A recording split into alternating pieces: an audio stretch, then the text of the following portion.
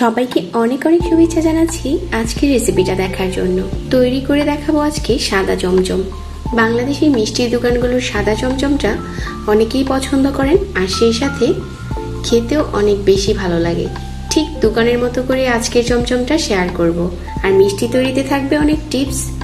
একটু ফলো করে বানিয়ে নিলে আপনার চমচমটাও দেখতেও সুন্দর হবে, খেতেও অনেক বেশি মজার হবে।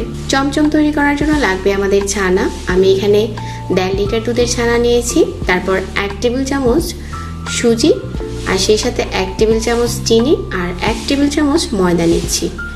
আর এখানে হাফ চামচ দিয়ে দিচ্ছি বেকিং পাউডার। এটা কিন্তু আমি বেকিং সোডা নিইনি, বেকিং পাউডার নিয়েছি। এখন ছানার সাথে সবগুলো উপকরণ মিশিয়ে নেব। তবে মিষ্টি তৈরি করার জন্য ছানাটা আমরা কিভাবে তৈরি করব, আমি আগে একটা রসগোল্লা শেয়ার করেছিলাম, আর ওইটাতে আমি ছানা কিভাবে তৈরি করতে হবে ওই প্রসেসটা দেখিয়ে দিচ্ছি। ওই রেসিপি দেখে ছানাটা বানিয়ে নিতে পারবেন।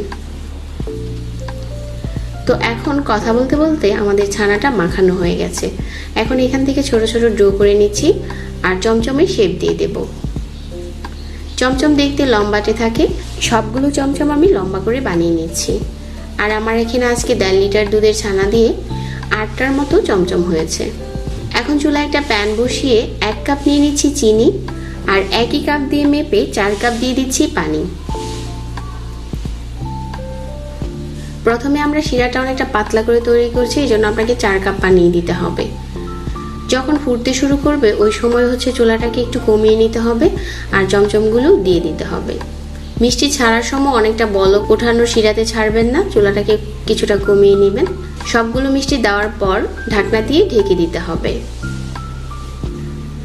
আর 5 মিনিট পরেই দেখা যাবে যে অনেকটা ফুলে গেছে। আমি একটু ঢাকনাটা খুলে আপনাদের সাথে শেয়ার করছি যেটা কতটা ফুলেছে। আমাদের চমচম কিন্তু আরো অনেক ফুলে যাবে। 5 মিনিট পর আমি একটু নাড়িয়ে চাড়িয়ে দিয়ে আবারও ঢাকনা দিয়ে ঢেকে দিচ্ছি 10 মিনিটের জন্য। আর 10 মিনিট জাল করার পর আমরা চুলাটাকে বন্ধ করে দেব। চুলাটাকে বন্ধ করে দেওয়ার পরেও ঢাকনাটা খোলা যাবে না। অনেক সময় গরম অবস্থায় ঢাকনাটা খুলে দিলে মিষ্টিগুলো কিন্তু চুপসে যেতে পারে। তাই এভাবে করে ঢাকনা দিয়েই আমরা মিষ্টিগুলোকে 5 ঘন্টার মতো শিরাতে ডুবিয়ে রাখবো। 5 ঘন্টা পর আমাদের মিষ্টিগুলো শিরা খেয়ে অনেকটা ফুলে গেছে। এখন এই মিষ্টিগুলোকে একটা স্ট্রেনারে নিয়ে শিরাটা ঝরিয়ে নিচ্ছি, কারণ চমচম শুকনা থাকে, এই জন্য স্ট্রেনারে 10 থেকে 15 মিনিট রেখে দিলেই শিরাটা খুব সুন্দর করে নিচে পড়ে যাবে। তারপর এখান থেকে মিষ্টি নিয়ে মাওয়াতে গুঁড়িয়ে নিতে হবে। এই মাওয়াটা আমার নিজের হাতে তৈরি করা, তবে কেউ যদি মাওয়ার রেসিপি দেখতে চান আমাকে কমেন্ট করতে পারেন। অন্য কোনো রেসিপিতে আমি মাওয়ার ভিডিওটা শেয়ার করে দেব। তো মাওয়াতে গড়ানো হয়ে গেছে, আর আমাদের চমচম দেখতেও অনেক সুন্দর হয়েছে। তো সবগুলো মিষ্টি আমি সাজিয়ে নিচ্ছি। তবে এখন অনেকেই অপেক্ষা করছেন যে মিষ্টির ভিতরের টেক্সচারটা কেমন হয়েছে ওইটা দেখার জন্য। তো চলুন এখন একটা চমচম কেটে শেয়ার করি।